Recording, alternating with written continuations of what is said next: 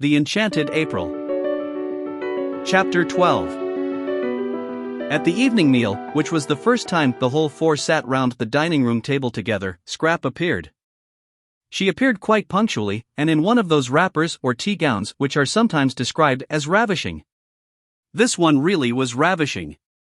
It certainly ravished Mrs. Wilkins, who could not take her eyes off the enchanting figure opposite. It was a shell-pink garment, and clung to the adorable Scrap as though it, too, loved her. "What a beautiful dress!" exclaimed Mrs. Wilkins eagerly. "What, this old rag?" said Scrap, glancing down at it as if to see which one she had got on. "I've had it 100 years. And she concentrated on her soup. "You must be very cold in it," said Mrs. Fisher, thin-lipped, for it showed a great deal of Scrap, the whole of her arms, for instance, and even where it covered her up it was so thin that you still saw her. "Who, me?" said Scrap, looking up a moment. "Oh, no." And she continued her soup. "You mustn't catch a chill, you know," said Mrs. Arbuthnot, feeling that such loveliness must at all costs be preserved unharmed.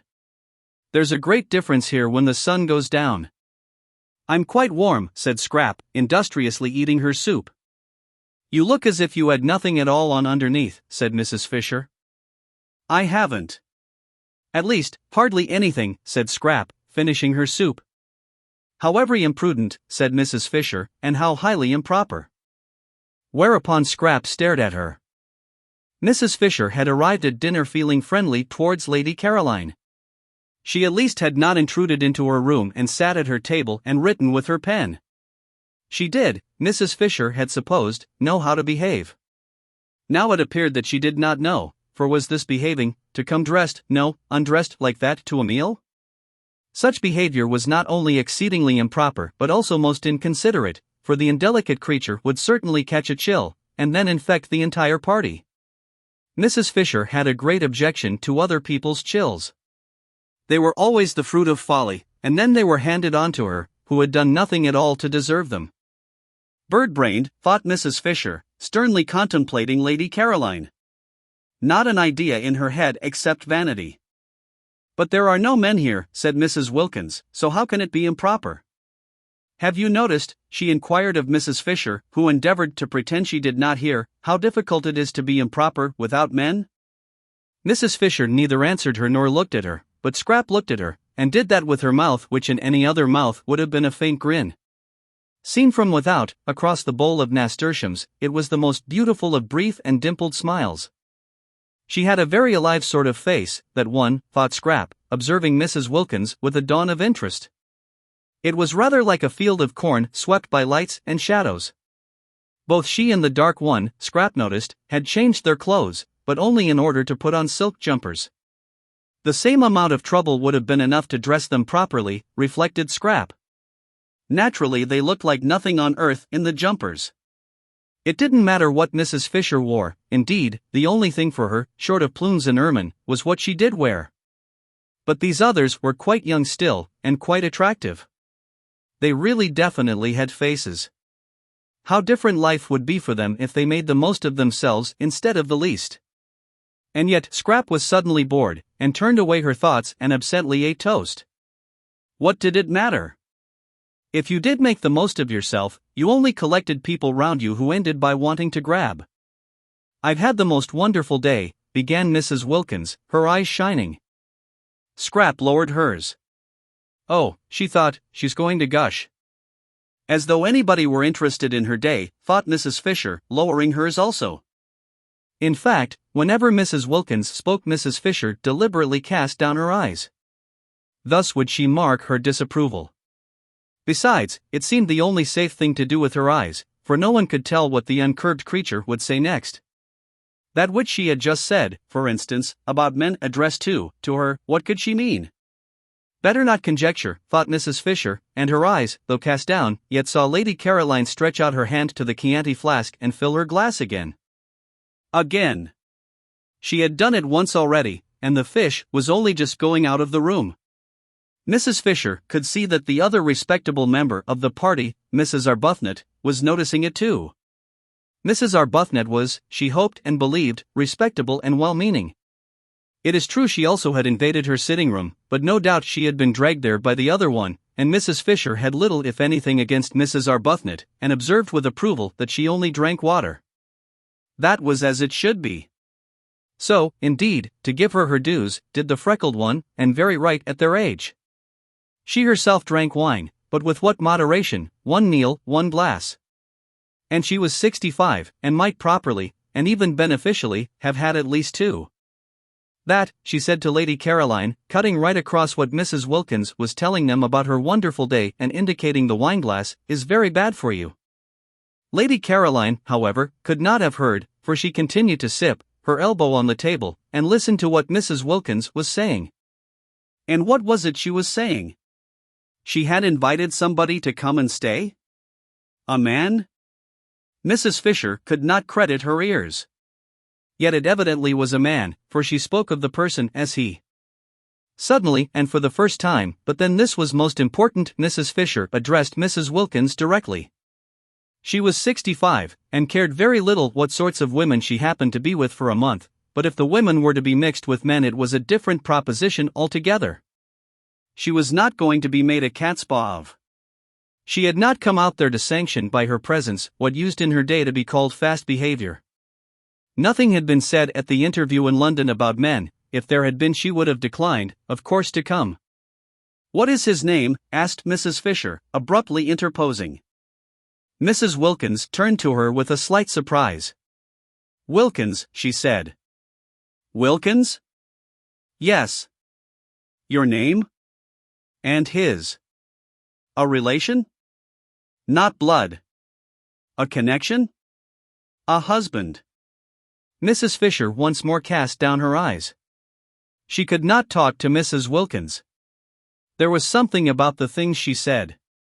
A husband. Suggesting one of many. Always that unseemly twist to everything. Why could she not say my husband? Besides, Mrs. Fisher had, she herself knew not for what reason, taken both the Hampstead young women for widows. War ones. There had been an absence of mention of husbands at the interview which would not, she considered, be natural if such persons did after all exist. And if a husband was not a relation, who was? Not blood. What a way to talk. Why, a husband was the first of all relations. How well she remembered Ruskin. No, it was not Ruskin, it was the Bible that said a man should leave his father and mother and cleave only to his wife, showing that she became by marriage an even more than blood relation. And if the husband's father and mother were to be nothing to him compared to his wife, how much less than nothing ought the wife's father and mother be to her compared to her husband? She herself had been unable to leave her father and mother in order to cleave to Mr. Fisher because they were no longer, when she married, alive, but she certainly would have left them if they had been there to leave. Not blood, indeed. Silly talk. The dinner was very good. Succulence succeeded succulence.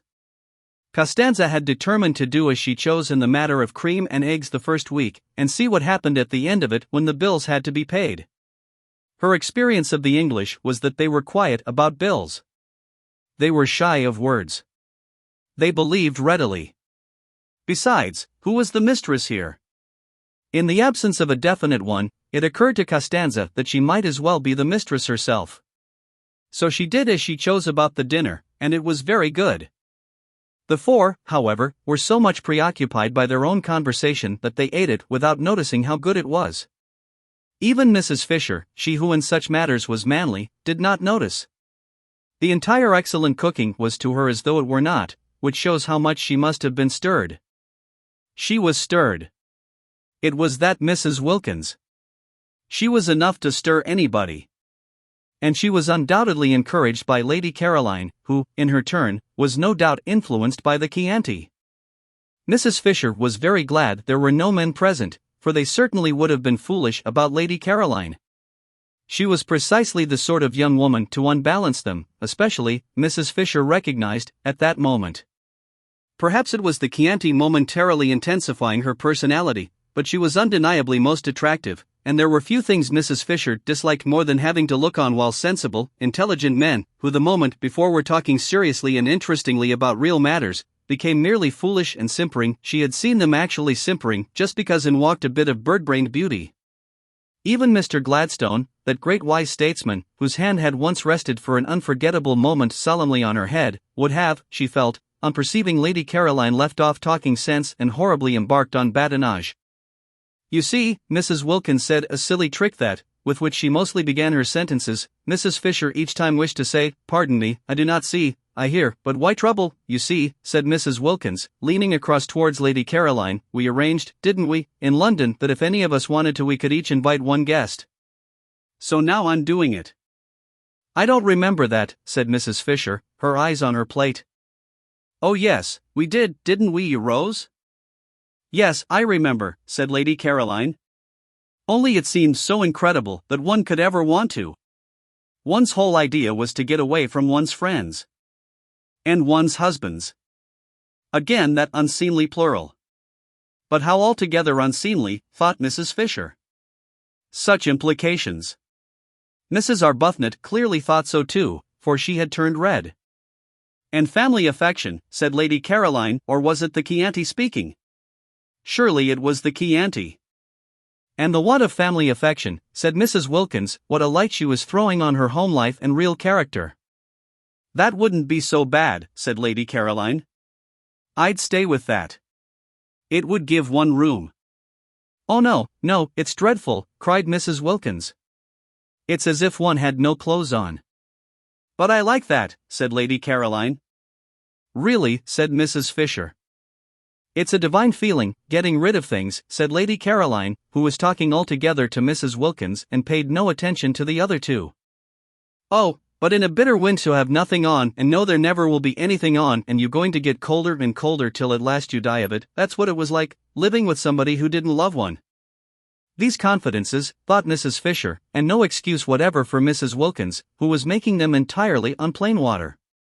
Mrs. Arbuthnot, judging from her face, quite shared Mrs. Fisher's disapproval. She was fidgeting. "But didn't he?" asked Lady Caroline, every bit as shamelessly unreticent as Mrs. Wilkins. "Mellersh?" "He showed no signs of it." "Delicious," murmured Lady Caroline. "Really," said Mrs. Fisher. "I didn't think it was at all delicious. I was miserable. And now, since I've been here, I simply stare at myself being miserable." "As miserable as that? And about Mellersh? You mean he wasn't worth it?" "Really," said Mrs. Fisher. "No, I don't. I mean I've suddenly got well." Lady Caroline, slowly twisting the stem of her glass in her fingers, scrutinized the lit-up face opposite. "And now I'm well I find I can't sit here and gloat all to myself. I can't be happy, shutting him out. I must share." "I understand exactly what the blessed damozel felt like." "What was the blessed damozel?" asked Scrap. "Really," said Mrs. Fisher, and with such emphasis this time that Lady Caroline turned to her. "Ought I to know?" she asked. "I don't know any natural history." "It sounds like a bird." "It is a poem," said Mrs. Fisher with extraordinary frost. "Oh," said Scrap. "I'll lend it to you," said Mrs. Wilkins, over whose face laughter rippled. "No," said Scrap. "And its author," said Mrs. Fisher icily, though not perhaps quite what one would have wished him to be, "was frequently at my father's table." "What a bore for you," said Scrap. "That's what mother's always doing, inviting authors. I hate authors. I wouldn't mind them so much if they didn't write books." "Go on about Mellersh," she said, turning to Mrs. Wilkins. "Really," said Mrs. Fisher. "All those empty beds," said Mrs. Wilkins. "What empty beds?" asked Scrap. "The ones in this house." "Why, of course they each ought to have somebody happy inside them. 8 beds, and only 4 people. It's dreadful, dreadful to be so greedy and keep everything just for oneself. I want Rose to ask her husband out too. You and Mrs. Fisher haven't got husbands, but why not give some friend a glorious time?" Rose bit her lip. She turned red, she turned pale. If only Lottie would keep quiet, she thought. It was all very well to have suddenly become a saint and want to love everybody, but need she be so tactless? Rose felt that all her poor sore places were being danced on. If only Lottie would keep quiet. And Mrs. Fisher, with even greater frostiness than that with which she had received Lady Caroline's ignorance of the blessed damozel, said, "There is only one unoccupied bedroom in this house." "Only one," echoed Mrs. Wilkins, astonished. "Then who are in all the others?" "We are," said Mrs. Fisher. "But we're not in all the bedrooms. There must be at least 6. That leaves 2 over, and the owner told us there were 8 beds, didn't he, Rose?" "There are 6 bedrooms," said Mrs. Fisher, for both she and Lady Caroline had thoroughly searched the house on arriving, in order to see which part of it they would be most comfortable in, and they both knew that there were 6 bedrooms, 2 of which were very small, and in one of these small ones Francesca slept in the company of a chair and a chest of drawers, and the other, similarly furnished, was empty.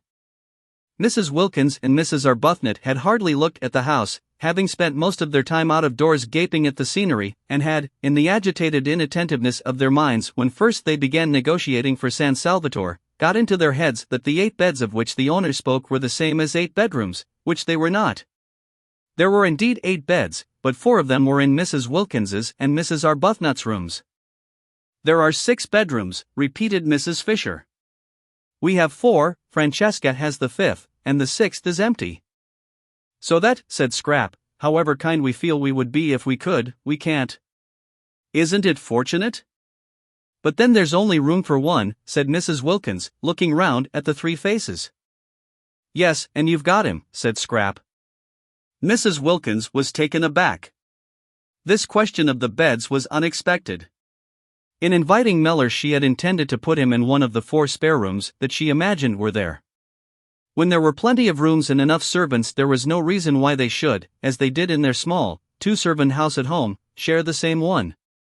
Love, even universal love, the kind of love with which she felt herself flooded, should not be tried. Much patience and self-effacement were needed for successful married sleep. Placidity, a steady faith, these 2 were needed. She was sure she would be much fonder of Mellish, and he not mind her nearly so much, if they were not shut up together at night, if in the morning they could meet with the cheery affection of friends between whom lies no shadow of differences about the window or the washing arrangements, or of absurd little choked-down resentments at something that had seemed to one of them unfair.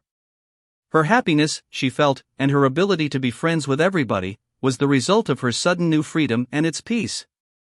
Would there be that sense of freedom, that peace, after a night shut up with Mellish? Would she be able in the morning to be full towards him, as she was at that moment full, of nothing at all but loving kindness? After all, she hadn't been very long in heaven. Suppose she hadn't been in it long enough for her to have become fixed in blandness? And only that morning what an extraordinary joy it had been to find herself alone when she woke, and able to pull the bedclothes any way she liked. Francesca had to nudge her. She was so much absorbed that she did not notice the pudding. "If," thought Mrs. Wilkins, distractedly helping herself, "I share my room with Mellish, I risk losing all I now feel about him. If on the other hand I put him in the 1 spare room, I prevent Mrs. Fisher and Lady Caroline from giving somebody a treat. True, they don't seem to want to at present, but at any moment in this place one or the other of them may be seized with a desire to make somebody happy, and then they wouldn't be able to because of Mellish. What a problem," she said aloud, her eyebrows puckered. "What is?" asked Scrap. "Where to put Mellish." Scrap stared. "Why, isn't 1 room enough for him?" she asked. "Oh yes, quite. But then there won't be any room left at all, any room for somebody you may want to invite." "I shan't want to," said Scrap. "Or you," said Mrs. Wilkins to Mrs. Fisher. "Rose, of course, doesn't count. I'm sure she would like sharing her room with her husband. It's written all over her." "Really?" said Mrs. Fisher. "Really what?" asked Mrs. Wilkins, turning hopefully to her, for she thought the word this time was the preliminary to a helpful suggestion. It was not. It stood by itself. It was, as before, mere frost. Challenged, however, Mrs. Fisher did fasten it on to a sentence. "Really, am I to understand," she asked, "that you propose to reserve the 1 spare room for the exclusive use of your own family?" "He isn't my own family," said Mrs. Wilkins. "He's my husband." "You see." "I see nothing," Mrs. Fisher could not this time refrain from interrupting, for what an intolerable trick. "At the most I hear, and that reluctantly." But Mrs. Wilkins, as impervious to rebuke as Mrs. Fisher had feared, immediately repeated the tiresome formula and launched out into a long and excessively indelicate speech about the best place for the person she called Mellersh to sleep in. Mellersh. Mrs. Fisher, remembering the Thomases and Johns and Alfreds and Roberts of her day, plain names that yet had all become glorious, thought it sheer affection to be christened Mellersh was, it seemed, Mrs. Wilkins's husband, and therefore his place was clearly indicated. Why this talk? She herself, as if foreseeing his arrival, had had a second bed put in Mrs. Wilkins's room. There were certain things in life which were never talked about but only done. Most things connected with husbands were not talked about, and to have a whole dinner table taken up with a discussion as to where one of them should sleep was an affront to the decencies. How and where husbands slept should be known only to their wives. Sometimes it was not known to them, and then the marriage had less happy moments, but these moments were not talked about either. The decencies continued to be preserved. At least, it was so in her day. To have to hear whether Mr. Wilkins should or should not sleep with Mrs. Wilkins, and the reasons why he should and the reasons why he shouldn't, was both uninteresting and indelicate. She might have succeeded in imposing propriety and changing the conversation if it had not been for Lady Caroline. Lady Caroline encouraged Mrs. Wilkins, and threw herself into the discussion with every bit as much unreserve as Mrs. Wilkins herself. No doubt she was impelled on this occasion by Chianti, but whatever the reason there it was. And, characteristically, Lady Caroline was all for Mr. Wilkins being given the solitary spare room. She took that for granted. Any other arrangement would be impossible, she said. Her expression was barbarous. Had she never read her Bible, Mrs. Fisher was tempted to inquire, and they two shall be one flesh? Clearly also, then, one room. But Mrs. Fisher did not inquire. She did not care even to allude to such texts to someone unmarried. However, there was one way she could force Mr. Wilkins into his proper place and save the situation. She could say she herself intended to invite a friend. It was her right. They had all said so. Apart from propriety, it was monstrous that Mrs. Wilkins should want to monopolize the one spare room, when in her own room was everything necessary for her husband. Perhaps she really would invite somebody, not invite, but suggest coming. There was Kate Lumley, for instance. Kate could perfectly afford to come and pay her share, and she was of her own period and knew, and had known, most of the people she herself knew and had known. Kate, of course, had only been on the fringe. She used to be asked only to the big parties, not to the small ones, and she still was only on the fringe. There were some people who never got off the fringe, and Kate was one. Often, however, such people were more permanently agreeable to be with than the others, in that they remained grateful. Yes, she might really consider Kate. The poor soul had never married, but then everybody could not expect to marry, and she was quite comfortably off, not too comfortably, but just comfortably enough to pay her own expenses if she came and yet be grateful. Yes, Kate was the solution. If she came, at one stroke, Mrs. Fisher saw, would the Wilkinses be regularized and Mrs. Wilkins be prevented from having more than her share of the rooms. Also, Mrs. Fisher would save herself from isolation, spiritual isolation. She desired physical isolation between meals, but she disliked that isolation which is of the spirit. Such isolation would, she feared, certainly be hers with these three alien-minded young women. Even Mrs. Arbuthnot was, owing to her friendship with Mrs. Wilkins, necessarily alien-minded. In Kate she would have a support. Kate, without intruding on her sitting room, for Kate was tractable, would be there at meals to support her. Mrs. Fisher said nothing at the moment, but presently in the drawing-room, when they were gathered round the wood fire, she had discovered there was no fireplace in her own sitting-room, and therefore she would after all be forced, so long as the evenings remained cool, to spend them in the other room. Presently, while Francesca was handing coffee round and Lady Caroline was poisoning the air with smoke, Mrs. Wilkins, looking relieved and pleased, said, "Well, if nobody really wants that room, and wouldn't use it anyhow, I shall be very glad if Mellersh may have it." "Of course he must have it," said Lady Caroline. Then Mrs. Fisher spoke. "I have a friend," she said in her deep voice, and sudden silence fell upon the others. "Kate Lumley," said Mrs. Fisher. Nobody spoke. "Perhaps," continued Mrs. Fisher, addressing Lady Caroline, "you know her?" No, Lady Caroline did not know Kate Lumley, and Mrs. Fisher, without asking the others if they did, for she was sure they knew no one, proceeded. I wish to invite her to join me, said Mrs. Fisher. Complete silence. Then Scrap said, turning to Mrs. Wilkins, that settles Mellersh, then. It settles the question of Mr. Wilkins, said Mrs. Fisher, although I am unable to understand that there should ever have been a question, in the only way that is right. I'm afraid you're in for it, then, said Lady Caroline, again to Mrs. Wilkins. Unless, she added, he can't come. But Mrs. Wilkins, her brow perturbed, for suppose after all she were not yet quite stable in heaven, could only say, a little uneasily, I see him here.